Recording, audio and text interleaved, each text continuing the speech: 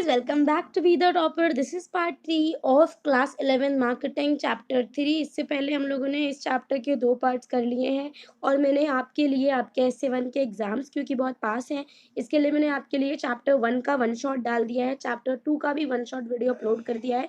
अगर आपने नहीं देखा है तो गो चेक दोज वीडियोस, आपके बहुत काम आ जाएंगे. And this is part 3 of chapter 3. इससे पहले इसके भी 2 पार्ट कर चुके हैं, वो नहीं देखा तो वो भी देख लो. एक बार ये chapter as soon as it completes तो मैं इसका भी एक वन शॉट बना दूंगी. ठीक है, अब हम लोग बात करेंगे. हम लोग बात कर रहे थे सेगमेंटेशन के टॉपिक की कि कौन कौन से बेसिस पे सेगमेंटेशन होता है. तो हमारा तीसरा टॉपिक है हमारा सोशियो इकोनॉमिक, जिसको फर्दर इन्होंने ब्रेक डाउन कर रखा है. इनकम के लेवल्स पे सेगमेंटेशन होती है, एम्प्लॉयमेंट के लेवल पर होती है, एजुकेशन के लेवल पर, social class, home, car ownership, ये सारी जो चीज़ें हैं, ये सब चीज़ों के बेसिस पे पॉपुलेशन को और डिवाइड फर्दर किया जाता है. इनकम, या देखो हर कोई इंसान जो भी है वो अपने इनकम के हिसाब से ही खर्चा करता है. अगर आपके पास ज़्यादा पैसे हैं तो आप बड़े बड़े ब्रांड्स के कपड़े खरीदोगे, महंगे महंगे चीज़ें खरीद सकते हो. और अगर आपके पास ज़्यादा पैसे नहीं है तो आप बहुत ही एवरेज और बहुत ही मतलब ऐसी चीज़ें कर दोगे जिससे आपका बस काम चले. ज़रूरी नहीं है कि आप एक ब्रांड कैरी करते होने चाहिए अपने साथ में. जैसे कि यहाँ पर एक एग्जाम्पल दे रखा है वोल्वो का कि वो इंडिया में सिर्फ 5% जो हाई नेट वर्थ इंडिविजुअल है उनको टारगेट करती है. अब ये ब्रांड ऐसी है कि इसकी चीज़ें महँगी आती हैं, महँगे और चीज़ें जो है वो अमीर लोग ही खरीद सकते हैं. गरीब लोग तो महँगी चीज़ें खरीद नहीं पाएँगे, जैसे कि लैम्बोर्गिनी की कार हो गई या फिर मर्सिडीज़ हो गई या फिर गुच्ची के कपड़े हो गए, बैग हो गए, जो भी है. तो ये सब जो चीज़ें हैं, ये गरीब लोग नहीं खरीद सकते. तो जो बड़े-बड़े ब्रांड्स हैं ना, ये भी हाई नेटवर्थ इंडिविजुअल्स को टारगेट करते हैं. जैसे अभी हम लोग टारगेटिंग की भी बात करेंगे. हमने इस टारगेटिंग की बात, पोजीशनिंग की बात वीडियो के जो चैप्टर स्टार्ट किया था तब हम लोगों ने बहुत अच्छे से करी थी इस बात कि भाई कैसे ये चीज़ होती है, हम टारगेटिंग कैसे करते हैं.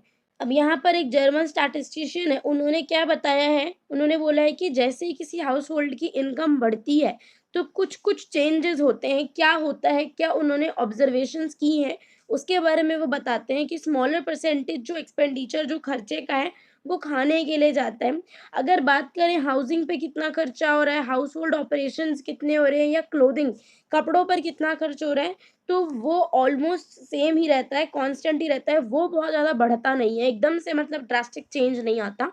और अगर बात करें रिक्रिएशन मतलब एंटरटेनमेंट की, वेकेशन की, एजुकेशन की, तो उसमें इंक्रीज़ डेफ़िनेटली होता है. एजुकेशन की बात यहाँ पे कॉलेज गोइंग स्टूडेंट्स, क्योंकि उनके अलग-अलग डिमांड्स होते हैं, तो उसके हिसाब से खर्चा बढ़ जाता है. अब बात कर रहे हैं ये लोग नेक्स्ट ऑक्यूपेशन पे. पहले इन्होंने किस पर बात करी है? इनकम पर बात करी है. सोशियो इकोनॉमिक्स में चल रहे हैं अभी हम. इनकम के बेसिस पे इन्होंने लोगों को डिवाइड कर दिया. दूसरी बात उन्होंने ऑक्यूपेशन पे डिवाइड किया है. अब यहाँ पे ये बता रहे हैं कि देखो 2 लोगों के ऑक्यूपेशन अलग-अलग हो सकते हैं. कोई एग्ज़ीक्यूटिव है, कोई स्कूल टीचर है.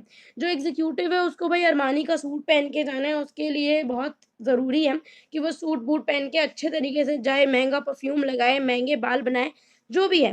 पर स्कूल टीचर के लिए इट्स नॉर्मल कि आप बहुत ही नॉर्मल आप सिंपल कपड़े पहन के स्कूल जा सकते हो कि जो कि इतने महँगे होना बहुत ज़्यादा ज़रूरी नहीं है, ठीक है? नेक्स्ट पे आएँगे, नेक्स्ट हमारा सोशल क्लास है.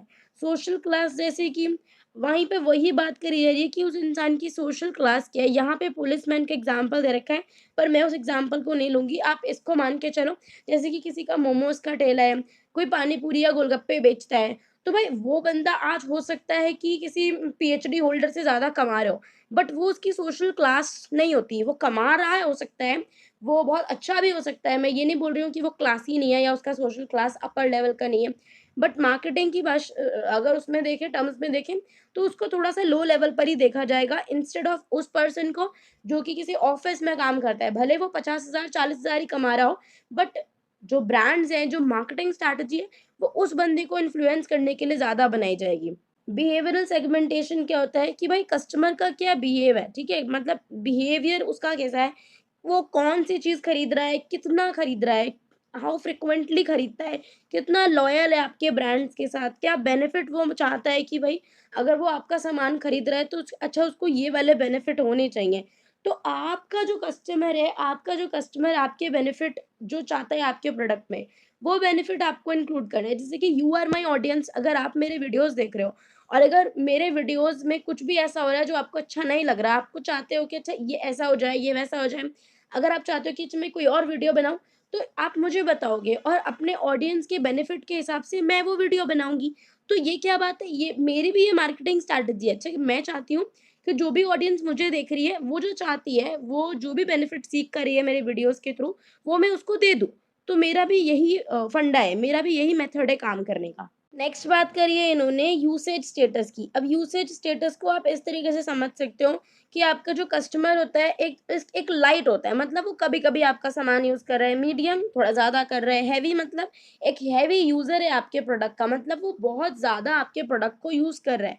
यहाँ पे जैसे एग्ज़ाम्पल दे रखा है, अब जैसे मान लो कि आपने देखा होगा कई वेबसाइट्स, कई ऐप्स ऐसे होते हैं कि जब आप उसपे पहली बार जाते हो या फर्स्ट 5 टाइम्स जाओगे या फर्स्ट 1 मंथ के लिए जाओगे तो वो आपको फ्री सर्विसेज़ प्रोवाइड करते हैं, ताकि आपका उस ऐप का जो एक्सपीरियंस है वो अच्छा हो जाए। और अगर आपको उस ऐप का एक्सपीरियंस अच्छा हो गया, तो आप खुद ही सोचोगे कि अच्छा मैं चलो इसका प्रीमियम खरीद लेता हूँ, मैं इसमें पैसे लगा देता हूँ। तो ये मुझे मज़ा आ रहा है क्योंकि उस बंदे को मज़ा आ रहा है, उसको अच्छा लग रहा है वो चीज़ यूज़ करने में, तो उसको वो आपका जो इंटरेस्ट है, आपका जो कम्फर्ट लेवल है ना उस वेबसाइट को, उस ऐप को यूज़ करने का या फिर कोई भी सामान यूज़ करने का, वही एज़ अ कस्टमर आपको उसके पास दोबारा लेकर जाएगा और एज़ अ मार्केटर आपको ऐसी स्ट्रैटेजी बनानी है कि आप कस्टमर को दोबारा ला सको और वो आपका एक मतलब पूरे ज़िंदगी के लिए लाइफ़ लॉन्ग आपका एक कस्टमर बन जाए। तो आपका कस्टमर का कोई नॉन यूज़र है जिसने आपका सामान यूज़ नहीं किया, उसको आप अलग तरीके से बताते हो, अच्छा मैडम ये एक नया ब्रांड है, ये ऐसा है, ये वैसा है। जो फर्स्ट टाइम यूज़र है उसको आप अलग तरीके से बताओगे, भाई जो पहली बार खरीद रहा है, अच्छा ठीक है इसको ऐसे यूज़ करना, क्योंकि वो फर्स्ट टाइम यूज़ कर रहा है तो आप उसको बताओगे और अगर उसने यूज़ नहीं किया, वो नॉन यूज़र है, तो आप उसकी क्वालिटीज़ के बारे में बताओगे और अगर वो रेगुलर यूज़र है, तो आप उसको वैसे नहीं बताओगे जिस तरीके से आप उसको पहले बार में बताते हैं। ब्रांड लॉयल्टी लेवल्स, अब ब्रांड की कुछ लॉयल्टी लेवल्स होते हैं, जैसे हार्डकोर लॉयल्स हो गए, जैसे कि मान लो कि मैं हूँ, वैसे मेरे पास इतने पैसे होते नहीं हैं कि मैं गुची की चीज़ें खरीदूँ। बट मान लो सोचने में क्या जाता है कि मैं गुची की हार्डकोर लॉयल फैन हूँ, मैं उसी की चीज़ें खरीदती हूँ, ठीक है? तो वो हो गया। तो मैं मतलब मैं हर बारी उसी का खरीदती हूँ, मुझे वही पसंद है। सॉफ्ट कोर लॉयल क्या हो गए मतलब 1-2 ब्रांड में, अच्छा ठीक है मैं या तो ये ले सकती हूँ या तो वो ले सकती हूँ। शिफ्टिंग लॉयल्स, अब यहाँ पे ब्रांड स्विच करने वाले लोग होते हैं। अच्छा ठीक है उसका अच्छा लगा तो उसका खरीद लिया, उस ब्रांड का कोई कपड़ा खरीद लिया, उसका अच्छा लगा तो ज़ारा का खरीद लिया, कभी इसी का खरीद लिया, कभी किसी का खरीद लिया, जो भी है। ठीक है? स्विचर्स कोई पर्टिकुलर प्रेफ़रेंसेस नहीं होती है इनका, जो भी अच्छा लगता है वो खरीद लेते हैं। बेनिफिट शॉर्ट में हमें ये देखना है कि भाई जो कस्टमर आपके पास आ रहा है, वो बेसिकली आपसे क्या चाहता है। अगर आपका कस्टमर आपसे चाहता है कि अच्छा देखो सेम प्रोडक्ट हो सकता है और सेम प्रोडक्ट को ही लोग अलग तरीके से यूज़ कर सकते हैं। तो आपका मतलब बेसिकली आपका इतना है the kind of benefit one wants to see. उसको क्या चाहिए? अब जैसे कि मैंने जो कुछ वीडियोज़ बना रखे हैं अपने चैनल पे फाइनेंस के, आपने हो सकता है देखे हों कभी-कभी। तो वो ऐसा होता है कि कुछ बच्चे जो 10th में उसे वो पढ़ रहे हैं, कुछ बच्चे ऐसे हैं जो बीबीए जो ग्रेजुएशन में उस सब्जेक्ट को पढ़ते हैं, तो कुछ स्टूडेंट वैसे भी होते हैं जो उसको पढ़ रहे हैं। कुछ ऐसे लोग हैं जो उस सब्जेक्ट को नया पढ़ाने जा रहे हैं स्कूल में, तो वो लोग भी उसको पढ़ते हैं। तो अलग-अलग लोग हो गए। तो मेरे को कंटेंट ऐसे बनाना है कि मतलब वो हर किसी को सूट करे। अब ऐसा नहीं कि मैं कोई छोटे-छोटे बच्चों वाला एग्ज़ाम्पल देने लगी हूँ उसमें या फिर मैंने 10th के बच्चों को पढ़ाने के लिए ग्रेजुएशन के लेवल के एग्ज़ाम्पल्स दे दिए। तो वही बात है कि आपका कस्टमर, आपकी ऑडियंस आपसे क्या चाहती है, आपको वो चीज़ ध्यान में रखनी है, ठीक है? ओकेजन्स फॉर परचेज़, अब यहाँ पे देखेंगे कुछ चीज़ें ऐसी होती हैं, जो एक सर्टेन ओकेजन पे खरीदी जाती हैं। जैसे कि यहाँ पे गिफ्ट्स हो गए, गिफ्ट्स हम नॉर्मली दिवाली पर देते हैं। कलर्स जो होते हैं, जो गुलाल होता है, वो हम उसको होली पे खरीदते हैं। डेट्स जो होते हैं, खजूर जो होते हैं, वो ज़्यादातर रमज़ान जो होते हैं, जो रमज़ान में ज़्यादा माने जाते हैं कि अच्छा रमज़ान में बहुत ज़्यादा उनका मानना होता है कि लोग डेट खाते हैं और ये सब खाते हैं। अच्छा लहंगा चोली ये सब जो कपड़े होते हैं, ये सब वेडिंग के टाइम्स पे होते हैं। आपने देखा होगा जैसे जब बारिश आती है, तो हमारी म्यूज़िक इंडस्ट्री एक बारिश वाला गाना लेके आ जाती है। एक नहीं बहुत सारे गाने लेके आ जाती है। जब शादी होती है, तो शादी वाले गाने लेके आ जाती है। तो ये क्या है? ये वही है, ओकेज़न के हिसाब से उसने काम किया है। अब आएँगे फ्रीक्वेंसी ऑफ परचेज़िंग पे कि भई बंदा आपसे कितना सामान खरीद रहा है, मतलब कितनी बार आपसे सामान खरीद रहा है। मान लो कि मैं साल में 10 बार कपड़े खरीदने जाती हूँ, इतनी अमीर हूँ मैं 10 बार कपड़े खरीदने जाऊँगी। कि देखो यहाँ पर जो एग्ज़ाम्पल दे रखा है, कुछ हाउसहोल्ड्स होते हैं जो एक बार में ही, जैसे कि जब गेहूँ कटता है तो मतलब गेहूँ खरीद के रख लेते हैं पूरा, पूरे बड़े-बड़े टंकी और बड़े-बड़े ड्रम भर लेते हैं अपने घरों में, अच्छा गेहूँ, क्योंकि हमारे घर में भी ऐसा हुआ है तो हम मैं वो बता रही हूँ।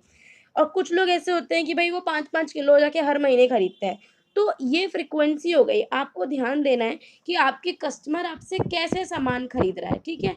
ये चीज़ हो गई। अब हम बात करेंगे विलिंगनेस टू बाय, भाई वो कितना खरीदना चाहता है। कुछ लोग होते हैं जो प्रोडक्ट को जानते हैं बट उन्होंने खरीदा नहीं है, उसको कभी यूज़ नहीं किया। कुछ लोग होते हैं जो उसको जानते भी हैं, जो उसको यूज़ भी कर रहे हैं। तो हर इंसान के लिए ना अलग एक स्ट्रैटेजी होती है। जैसे आपको पता होगा, वही वही ऐप वाली बात यहाँ पर आ जाएगी कि आप किसी ऐप के बारे में जानते हो बट आपने उसे यूज़ नहीं किया, तो आपके लिए मतलब वो आपके लिए अलग स्ट्रैटेजी नहीं बनाने वाली है, बट उस ऐप आप खुद ये चीज़ देखो, जो एक एंसिलरी लिसनिंग होती है मोबाइल फ़ोन्स की, स्मार्ट ये जो आर्टिफ़िशियल इंटेलिजेंस चल रही है, आपको किसी भी चीज़ के बारे में एडवर्टाइज़मेंट ऐसे ही दिखाया जाएगा, ठीक है? मतलब आप किसी चीज़ के बारे में सोच रहे हो और हो सकता है कि आप थोड़ी देर बाद फ़ोन चलाने लगो, तो आपको उस चीज़ का एडवर्टाइज़मेंट दिख जाए। तो अलग-अलग मार्केटिंग स्ट्रैटेजी बनानी होती है हर चीज़ के लिए। अब अगर किसी को नहीं पता कि भाई मार्केटिंग क्या होता है, उसको मार्केटिंग पढ़ाने जाएँगे, तो एक अलग तरीके से पढ़ाएँगे। आपको पता है कि मार्केटिंग क्या होता है, तो मैंने एकदम से पढ़ाना शुरू कर दिया। मुझे पता है, अब जैसे मान लो कि मैंने ऑलरेडी 2 पार्ट्स बना दिए हैं और मुझे पता है कि बहुत सारे बच्चों ने वो देख लिया। तो मैंने थर्ड पार्ट में बिना दोनों पार्ट्स की बात करे हुए थर्ड पार्ट को शुरू कर दिया।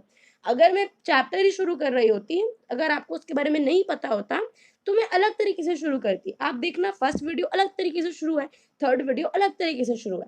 तो ये वही बात हो गई। अब बात करेंगे सीज़न की। सीज़न के हिसाब से हमारे देश में बहुत ज़्यादा काम होता है, क्योंकि हमारा देश में अलग-अलग तरीके के सीज़न्स होते हैं, समर, रेनी, विंटर। तो हर मतलब विंटर सीज़न में क्या चलेगा? भाई वूलन के कपड़े चलेंगे, ये चलेगा, वो चलेगा। रेनी में क्या चलेगा? रेनकोट चलेगा, अम्ब्रेलास चलेंगे और ये सब चीज़ें चलेंगी। समर में एसी, कूलर ये सब चलेगा। तो सीज़न के हिसाब से भी सेगमेंटेशन होता है। आप एसी पूरे साल नहीं बेच सकते हो, ठीक है? और अगर बेचोगे भी तो सबको नहीं बेच सकते हो। हर इलाके में नहीं बेच सकते हो। ऐसा होता है कि जैसे अगर जम्मू-कश्मीर में मान लो अभी भी मान लो सर्दी है, अभी दिसंबर चल रहा है, इधर गर्मी है। पर अगर आप मुंबई वगैरह में जाओगे, सर्दी चल रही है, अगर यहाँ पे दिसंबर में भी, जनवरी में भी हमारे यहाँ पे, क्योंकि आई लिव इन यूपी, तो वहाँ पे तो सर्दी होती है। बट एक बारी हम लोग जनवरी में वहाँ पे गए थे, महाराष्ट्र गए थे अपने कॉलेज के ट्रिप से। वहाँ पे 25, 26, 27 डिग्री टेम्परेचर था। तो वहाँ पे इट वाज़ टू हॉट। वहाँ पे उस समय एसी की ज़रूरत थी एंड व्हेन मैं घर आई, तो मेरे को वही कि मुझे कंबल दे दो, मुझे रज़ाई दे दो, मेरा ये एटीट्यूड था। तो सीज़न के हिसाब से काम होता है हमारे देश में। ट्राइबल ग्रुप की इन्होंने बात करी है कि यहाँ पे कुछ सोशल ग्रुप, कुछ कल्चर्स होते हैं, उसके हिसाब से चीज़ें होती हैं। अब देखो यार, बहुत सारे लोग, अब I am not talking about everybody else out there, हाउसवाइफ्स होती हैं, वो अपने घर में रहती हैं। अब यार उनका एक टाइम होता है कि भाई 11-12 बजे उनका काम खत्म हो गया। अब वो काम खत्म हो गया भाई, वो घर का काम करके थक गई है, अब उन्हें आराम करना है। तो आराम करना है, थोड़ा-सा एंटरटेनमेंट भी ज़रूरी है उनके लिए भी। अब वो क्या करेंगी, इस टाइम पर वो टीवी चलाएँगी, ठीक है? या फिर शाम को सारा काम करने के बाद जब घर पे आते हैं बच्चे, पति-पत्नी सब घर पे आते हैं, थके हारे आते हैं, तब इंसान को एंटरटेनमेंट की ज़रूरत पड़ती है। तो उस टाइम पे जो मार्केटर्स हैं, जो ये जो टीवी शो बनाने वाले लोग हैं, इन्होंने इस टाइम पर शोज़ रख दिए हैं कि भाई आओ, घर आओ, थके हारे आओ और हमारे नाटक देखो, उनसे एंटरटेन हो। वैसे एंटरटेनमेंट होता नहीं है उनसे, दिमाग खराब और हो जाता है उसको देख के। धूम तारा ना ना ना, धूम तारा ना ना ना ना। चलो, I don't want my audience to go from here, तो मैं नहीं करूँगी धूम तारा ना, दोबारा कर दिया। साइकोग्राफिक सेगमेंटेशन में हम लोग बेसिकली बात कर रहे होंगे कि भाई उस बंदे का इंटरेस्ट किस चीज़ में है, कौन-सी एक्टिविटीज़ में है, कौन से ओपिनियन है। ये बहुत मैटर करता है कि बंदे का लाइफ़स्टाइल कैसा है। अगर आप उसके लाइफ़स्टाइल को समझ सकते हो ना, तो आप ये भी समझ लोगे कि वो किन चीज़ों को यूज़ करेगा और उन उस कस्टमर बेस के लिए आपकी मार्केटिंग स्ट्रैटेजी अलग हो सकती है। पर्सनैलिटी कैरेक्टरिस्टिक वही बात है कि अब देखो यहाँ पे क्या लिखा हुआ है, companies marketing cigarettes, liquor, cosmetics and high priced watches. वो बेसिकली इतने महँगे-महँगे सामान, जैसे आज ही मैं एक वीडियो देख रही थी, उसमें कहीं तो कुछ आ रहा था कि 1,60,000 के जूते। अब ये देखो, मेरे जैसा या मुझे लगता है many of you can't afford 1,60,000 के जूते। आप में से कोई बड़ा पर्सनैलिटी, अगर कोई पर्सनैलिटी तो हर कोई बड़ी होती है, बट अगर किसी के पास बहुत सारे पैसे आ जाएँगे, तो आपकी पर्सनैलिटी ऐसी होगी कि आप अपने साथ एक ब्रांड कैरी करोगे, क्योंकि भाई आपको दिखाना है लोगों को कि आपकी पर्सनैलिटी इतनी बढ़िया। आप छोटे-मोटे ऐसा कोई सरोजनी से लाए हुए कपड़े या फिर कोई वीकली मार्केट से लाए हुए कपड़े पहन के बाहर नहीं जा सकते हो, क्योंकि लोग आपको देख रहे होंगे। तो जो पर्सनैलिटी है ना कस्टमर की, उस कस्टमर की पर्सनैलिटी के हिसाब से महँगी-महँगी चीज़ें भी बनाई जाएँगी। तो एक मार्केटिंग स्ट्रैटेजी वो होती है कि जो कुछ चीज़ें ऐसी होती हैं जो सिर्फ़ अमीर लोगों के लिए होती हैं, वो गरीब लोगों के लिए होती ही नहीं है, वो या मिडल क्लास लोगों के लिए होती ही नहीं है। लाइफ़स्टाइल की बात करेंगे, लाइफ़स्टाइल में हम लोग वही बात करें कि lifestyle means approach to life, activities, interest और ओपिनियन बंदे का क्या है, इसको आपको समझना है और उसके बाद ही आप ये हिट कर पाओगे। भाई उसे आपको कहाँ हिट करना है, कहाँ पे ऐसी बात कहनी है जो बंदा समझ जाए कि अच्छा ये प्रोडक्ट तो बिल्कुल ही मेरे यूज़ के लिए ही बनाया गया है और मेरे को तो बहुत ज़रूरी है इस सामान को यूज़ करना। मैंने यूज़ नहीं किया, समझ लो मतलब आफ़त सी आ जाएगी अगर मैंने इस्तेमाल नहीं किया तो। यहाँ पे टाइप्स ऑफ सेगमेंटेशन दे रखे हैं, 2 टाइप के सेगमेंटेशन की बात करी है, प्रायरी एंड पोस्ट होक। प्रायरी वेरिएबल्स जो है उसको आइडेंटिफायर वेरिएबल्स भी बोलते हैं। इससे ये पता चलता है कि भाई कस्टमर कौन है। जैसे इसके 3 सेगमेंटेशन के जो फैक्टर 3 हैं वो कौन है? ऐज आपको पता चल जाएगी, अच्छा कितने ऐज के लोग हैं, कौन-सा जेंडर है, कौन-सा एजुकेशन है, आप मतलब कितना बंदा पढ़ा लिखा है, ये आपको पता चल जाएगा। आइडेंटिफायर वेरिएबल्स बोलते हैं इसको, जिसको आप प्रायरी वेरिएबल्स भी बोल सकते हो, ठीक है? ये तो प्रायरी हो गया। दूसरा होता है post hoc. Post hoc variables में कौन आते हैं? इसको रिस्पॉन्स कहते हैं। रिस्पॉन्स वेरिएबल होते हैं ये। अब इनमें कौन-कौन सी चीज़ें होती हैं कि हाउ कस्टमर बिहेव। अभी हमने जो प्रायरी या फिर आइडेंटिफायर वेरिएबल्स पढ़े, उसमें हमें ये पता चल रहा था कि अच्छा एक्चुअली कस्टमर कौन है? उसका ऐज क्या है, उसका सेक्स क्या है, उसका एजुकेशन क्या है, ये अभी हमें पता चल रहा था। अब हमें क्या पता चलेगा कि उस कस्टमर का बिहेव कैसा है, वो कस्टमर किस तरीके से बिहेव करता है। बिहेव मतलब हमें ये नहीं देखना कि मुझे कब वो गुस्सा करता है, कब वो खुश होता है। बेसिकली वो किन चीज़ों को रखना प्रेफ़र करता है, किन चीज़ों को खरीदना प्रेफ़र करता है, ये सारी बात हो गई है। जैसे कि यहाँ पे वही है, segmenting airline passenger on the basis of price versus punctuality is a case of response variable. जैसे कि आपने देखा होगा ट्रेन में भी होता है कि भाई एक जनरल होता है, एक स्लीपर होता है, एक फर्स्ट एसी होता है, एक सेकंड एसी होता है, एक थर्ड एसी होता है। तो उस तरीके से एयरलाइंस में भी होता है, एक बिज़नेस होता है, इकोनॉमी होता है। तो ये सब क्लासेस होती हैं अलग-अलग। तो देखो यार, अब तक हम लोग सारे सेगमेंटेशन की बात कर चुके हैं कि कौन-कौन से फैक्टर्स के बेसिस पे हम लोग मार्केट को सेगमेंट करते हैं, and now will come on the targeting वाला कॉन्सेप्ट कि टारगेटिंग कैसे होती है। तो देखो टारगेटिंग होता क्या है कि आपको अपने लिए कस्टमर बेस को टारगेट करना है कि आप भाई अब देखो मार्केट में बहुत सारे कस्टमर हैं, जैसे कि हम लोग वही बात कर रहे थे कि मेल है, फीमेल है, उसके बाद एज ग्रुप का है, उसके बाद इनकम है और बहुत सारे फैक्टर्स के बेसिस पे होती है, ठीक है? आप दुनिया में जितने भी कस्टमर हैं, आप अपने प्रोडक्ट से हर किसी को टारगेट नहीं कर सकते हो, ठीक है? किसी भी ऑर्गेनाइज़ेशन की इतनी कैपेबिलिटीज़ नहीं होती हैं कि वो सारे सेगमेंट्स को टारगेट कर सके, ठीक है? तो हमें ये देखना होता है कि हम कौन से साग सेगमेंट्स को टारगेट कर सकते हैं। टारगेटिंग स्टेज क्या होता है सेगमेंटेशन का कि आपको ये देखना है कि आप कौन से सेगमेंट को सर्व करोगे, क्योंकि हम हर सेगमेंट को सर्व नहीं कर सकते। अगर आप हर सेगमेंट को सर्व करने जाओगे, तो आप किसी भी सेगमेंट को अच्छे तरीके से सर्व नहीं कर पाओगे। आप उसकी हर एक नीड्स एंड वांट्स को फुलफिल नहीं कर पाओगे, and when you are not able to fulfil your customers needs and wants, तो आप उन्हें सैटिस्फाई नहीं कर पाओगे। और जब सैटिस्फैक्शन नहीं मिलेगा कस्टमर को, तो वो आपका लॉयल कस्टमर कभी नहीं बनेगा। तो इसी के वजह से हमें एक कस्टमर बेस को टारगेट करना है कि अच्छा ये वो कस्टमर होते हैं जिन्हें हमें सर्व करना है। इनके नीड्स एंड वांट्स के अकॉर्डिंग हम लोग काम करेंगे और ये जो सेगमेंट्स होते हैं जो टारगेटिंग के थ्रू चुने जाते हैं, अच्छा इनको टारगेट करना है, उसको हम लोग टारगेट मार्केट्स कहते हैं। और ये जो मार्केटिंग स्ट्रैटेजी है इसको हम लोग टारगेट मार्केटिंग कहते हैं, जहाँ पे हम लोगों ने टारगेट किया हुआ है कि अच्छा इसको हमें डील करना है, इस कस्टमर बेस के साथ हमें डील करना है। अब यहाँ पे सबसे पहले जो है काफ़ी सारे ऑप्शंस होते हैं हमारे पास। उसमें सबसे पहले हम लोग बात कर रहे होंगे मास मार्केटिंग स्ट्रैटेजी की। मास मार्केटिंग स्ट्रैटेजीज़ क्या होती हैं? जिसमें जो कस्टमर्स हैं, उनकी नीड्स एंड वांट्स में बहुत ज़्यादा अंतर नहीं है, बहुत ज़्यादा डिस्टिंक्टिव नहीं है उनकी जो उनकी ज़रूरतें हैं। तो वो जो एक एक ऐसा बिज़नेस जो है वो काफ़ी सारे कस्टमर्स को टारगेट कर सकता है। जैसे कि यहाँ पे एग्ज़ाम्पल दे रखा है Coca Cola, Caterpillar, Sony, Marlboro. तो मतलब ये सारी जो कस्टमर्स हैं ना, इनकी नीड्स एंड वांट्स में बहुत ज़्यादा अंतर नहीं होता है। जैसे कोको कोला या फिर पेप्सी, ये मतलब इस तरीके के जो ब्रांड्स हैं, वो एक ऐसे जैसे एफएमसीजी प्रोडक्ट में अगर आप देखोगे, तो वो एक मास मार्केटिंग कर सकते हैं। जैसे कि आप कोई चिप्स बनाने वाली कंपनी है आपकी, तो इसमें आप ये नहीं देखोगे कि भाई कौन-सी एज ग्रुप खाएगा, कौन-सा वैसे एज ग्रुप के हिसाब से plain salted, salted and tomato, tangy ये सब बना दिया है वैसे उन लोगों ने। पर इसमें भी बहुत ज़्यादा टारगेटिंग नहीं होती है, क्योंकि मेल हो, फीमेल हो, उसके हिसाब से नहीं फ़र्क पड़ता कि भाई क कौन-कौन सा चिप्स खा सकता है। अब प्राइमरी पर्पज़ क्या होता है इस स्ट्रैटेजी का, कि आप एक सफिशिएंट वॉल्यूम गेन करना चाहते हो। अच्छा, इतना मार्केट तो मैं कैप्चर कर ही लूँ, जिससे कि आपको ज़्यादा एडवांटेज ऑफ कोर्स होता ही है। जब आपके प्रोडक्ट ज़्यादा खरीदे जाएँगे, ज़्यादा बेचे जाएँगे आपके प्रोडक्ट, तो आपको ज़्यादा फ़ायदा होगा ही होगा।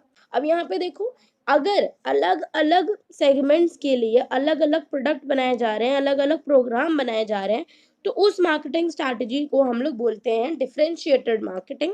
डिफरेंशिएटेड मार्केटिंग में बेसिकली क्या होता है, और ये जो मार्केटिंग होगी जब आप डिफरेंसेस को ध्यान में रख के काम करोगे, ये डिफरेंशिएटेड मार्केटिंग होगी।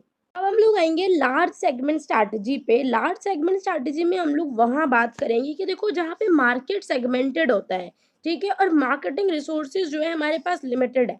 तो यहाँ पर जो मार्केटर्स होते हैं वो एक लार्ज सेगमेंट स्ट्रैटेजी फ़ॉलो करते हैं, कि मतलब जो मार्केट में सबसे बड़ा सेगमेंट है, हम लोग उसको टारगेट करने की कोशिश करते हैं। जिससे होता क्या है बेसिकली, कि आप मतलब ज़्यादा कस्टमर को टारगेट कर सकते हो, वही बात है। जैसे कि यहाँ पे बोल रखा है कि वन ऑफ द सेगमेंट, अगर मान लो आपका जो मास मार्केट में बी सेगमेंटेड से into 3 core segments. Mass market में मान के चलो कि 3 कोर सेगमेंट्स हैं, उसमें से जो सबसे बड़ा सेगमेंट है, वो आपकी ऑडियंस का कम से कम 50% हिस्सा है। तो वो आपका सेंटर ऑफ फोकस होना चाहिए कि अच्छा, इस 50% ऑडियंस पे हमको टारगेट करना है और इसके हिसाब से काम करना है। बट कई बार ऐसा होता है कि मान लो कि अब जो 50% मार्केट है, अब जो आपका चूज़न सेगमेंट था, जो सेगमेंट आपने चूज़ किया था, मान लो कि वो वाएबल नहीं होता, वो उस प्रोडक्ट को उतना यूज़ नहीं कर रहा, तो क्या होगा? वो जो आपका बिज़नेस है, वो ठप हो जाएगा। जैसे कि यहाँ पे हमें थोड़े से एग्ज़ाम्पल भी दे रखे हैं, कि 1 आवर फ़ोटो जो होता था, वो डिजिटल फ़ोटो ने बदल दिया, फैक्स को ईमेल ने बदल दिया, पेजर को मोबाइल फ़ोन्स ने बदल दिया। तो अगर वही बात यहाँ पे क्या हो रही है, कि अगर आप सिर्फ़ एक सेगमेंट को ही टारगेट करते हो, तो आपके लिए ये प्रॉब्लमैटिक हो सकता है। क्योंकि इससे होगा क्या, कि अगर वो जो सेगमेंट आप जिसको फ़ोकस कर रहे हो, अगर मान लो उस सेगमेंट ने आपका प्रोडक्ट यूज़ करना बंद कर दिया, तो आपका जो बिज़नेस है, वो तो प्रॉब्लम में आ जाएगा, वो तो ठप हो जाएगा, उसको तो चलेगा ही नहीं। अब जहाँ पे हम एक सिंगल मार्केट को फ़ोकस करते हैं, कि अच्छा, ये वो कस्टमर बेस है, जिसको मुझे टारगेट करना है, इसको हम लोग नीश स्ट्रैटेजी भी बोलते हैं। नीश, जैसे कि आप मेरे चैनल का नीश समझो, मेरे चैनल का नीश क्या है, कि मैं वोकेशनल सब्जेक्ट्स पढ़ाती हूँ। I can teach of course English, Hindi and all of those subject जो कि हैं वहाँ पर, जो कि सबके सब्जेक्ट हैं। बट ये वो मेरी नीश नहीं है, मेरी नीश ये है कि मैं वोकेशनल सब्जेक्ट्स पढ़ाती हूँ। लार्ज सेगमेंट स्ट्रैटेजी आप वो समझ सकते हो, जैसे मेरे चैनल पे सबसे ज़्यादा ऑडियंस इस टाइम पे एफएमएम पढ़ती है, ठीक है?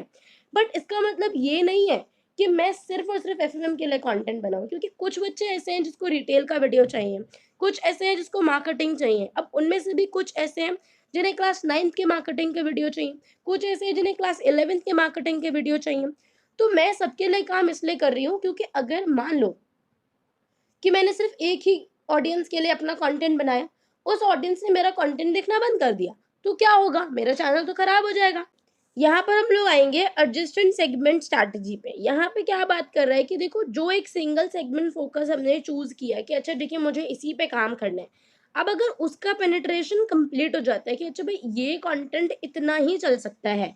वही बात है कि मेरा, अगर मैं अपने चैनल से आपको समझाऊँ, कि ये एक वीडियो बनाया, भाई वो वीडियो इतना ही चलेगा, बट उसके बाद मुझे कुछ और भी तो करना है, तो मैं कुछ और कंटेंट ढूँढूँगी, जिसकी ऑडियंस शायद मेरे पिछले वाले से कम हो सकती है, बट देयर आर कुछ बच्चे हैं जो उस चीज़ को देख लेंगे, तो मैं वो चीज़ करना शुरू करूँगी।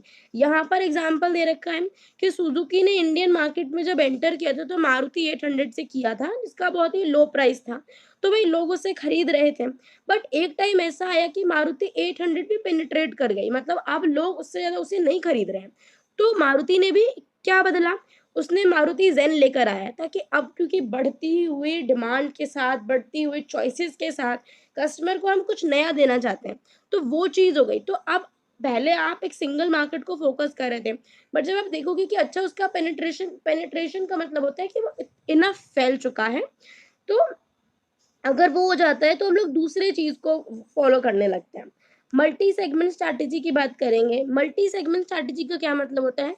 जहाँ पे आप मार्केट के कई सारे सेगमेंट्स को डील कर रहे होते हो, कई सारे सेगमेंट्स को सर्व कर रहे होते हो। यहाँ पे एग्ज़ाम्पल दे रखा है, जैसे पावर सप्लायर होता है, वो डोमेस्टिक यूज़र्स को भी देता है, गवर्नमेंट यूज़र्स को भी देता है, कमर्शियल एस्टेब्लिशमेंट्स को भी, फैक्ट्रीज़ को भी, ओकेजनल यूज़र जैसे कि मान लो किसी के घर पे कोई इवेंट है या मतलब किसी शादी है, कोई बड़ा फंक्शन है, उसमें अगर किसी को जनरेटर चाहिए या फिर पावर का सप्लाई चाहिए, वहाँ भी दे सकता है।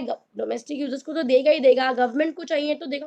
तो अलग-अलग सेगमेंट्स के साथ ये डील कर रहा है। जैसे नाइकी के प्रोडक्ट्स अगर हम देखें, तो वहाँ पे वो टेनिस प्लेयर्स के लिए बना रहे हैं, गोल्फ खेलने वाले लोगों के लिए बना रहे हैं, बास्केटबॉल प्लेयर्स के लिए बना रहे हैं, क्रिकेटर्स के लिए बना रहे हैं, सबके लिए शूज़ बना रहे हैं। तो वो अलग-अलग सेगमेंट्स के साथ डील कर रहे हैं। क्यों? क्योंकि अगर एक सिंगल मार्केटिंग स्ट्रैटेजी के साथ चलेंगे और वो पूरी पेनिट्रेट कर जाएगी, वो मतलब पूरा इनफ हो जाएगा उसका, उसके बाद वो बिज़नेस वाइबल अगर आपको रखना है, तो वही चीज़ है कि उसके साथ आपको कुछ ना कुछ यूनिकनेस करनी पड़ेगी। जैसे कि आईफ़ोन के भी हर मॉडल हर 6 महीने में, 1 साल में बदल जाते हैं, बिकॉज़ लोगों को पता है।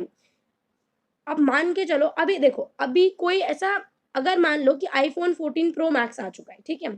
अब आईफ़ोन 9, आईफ़ोन 10 ये सब कौन खरीदेगा? कोई नहीं खरीदेगा। मतलब खरीद भी सकता है वो बंदा जिसके पास पैसे कम होंगे, बट ठीक है, उसको आईफ़ोन का शौक है, तो उसने खरीद लिया।